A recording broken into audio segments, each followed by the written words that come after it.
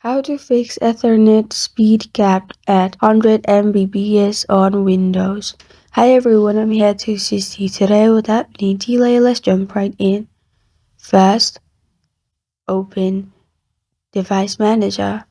In Device Manager, scroll down and you will find Network Adapters. Right-click on Intel.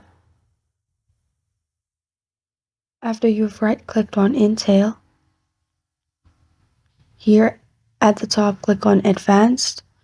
In Advanced, you will find Property. Scroll down and search for Speed in here. It's not available in my device. It may be available in your device. After you've clicked on Speed in here, in the Value section, select Activation. After you've pressed on Activation, press on OK, and after you do that, you're good to go. This is how to fix Ethernet speed capped at 100 Mbps on Windows. Thank you for joining me today. If this video helps you out, please leave a like and subscribe for more. Got a question or want to suggest a topic? Comment below. Thank you for watching.